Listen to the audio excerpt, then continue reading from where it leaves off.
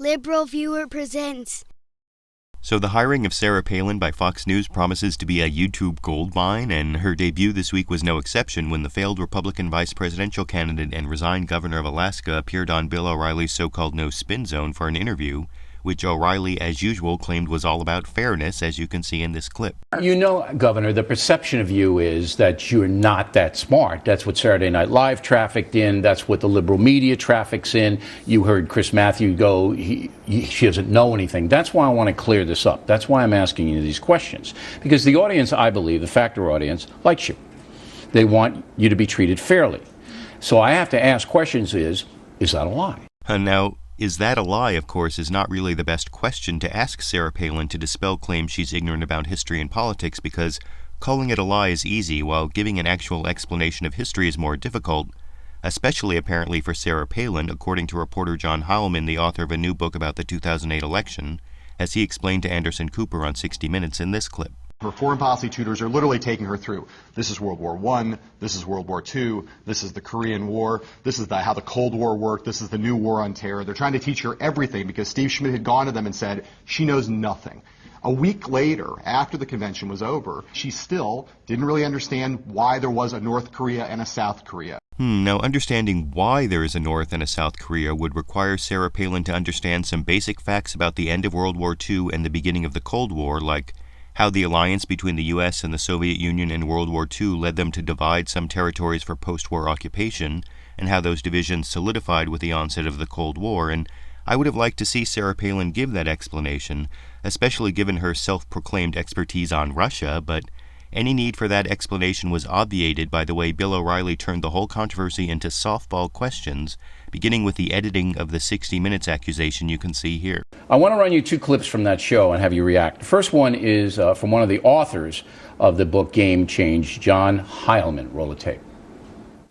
She still didn't really understand why there was a North Korea and a South Korea. She was still regularly saying that Saddam Hussein had been behind 9/11.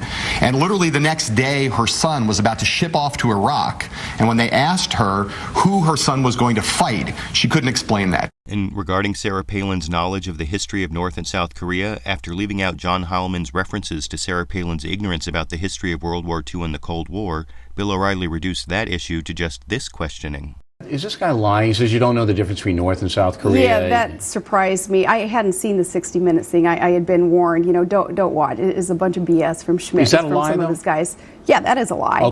Now, just letting Sarah Palin say it was a lie was just too easy, and O'Reilly also made it too easy by reframing the issue from Palin's understanding of why there is a North and South Korea to her merely knowing the difference between them, which is too bad because I would have liked to see her answer the real question, and I'm not the only one because, for example, one of my several subscribers who asked me to make this video wrote me, quote, "It's a difficult question that I don't think I can well explain, but I would expect someone who's going to be leading our country to understand," unquote.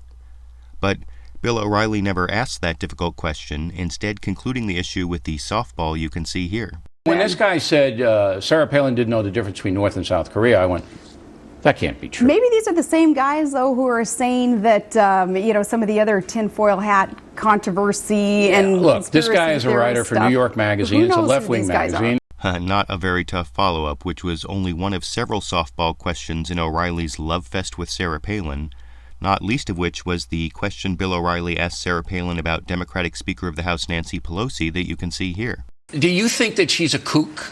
I think that she, too, is quite disconnected from what her constituents, too, are telling her. And constituents all over this country. But she's a San Francisco liberal, but do you think she's actually crazy? But what may have been most amusing about that last softball question was the way it was assessed the next morning by our friend on Fox, Gretchen Carlson, who made this insightful observation. And you can say that Bill O'Reilly did not give her softball questions.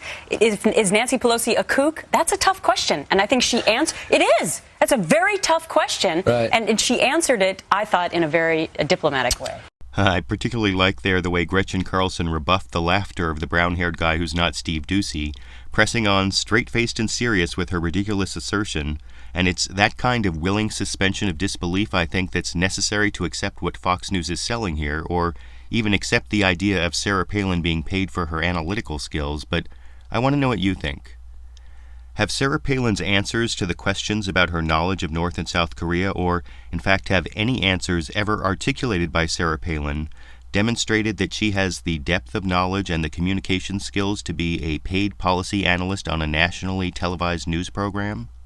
And for the really difficult question, when Sarah Palin appears on Fox News as a policy analyst, does Sarah Palin or Fox News actually end up losing credibility? YouTube, you decide.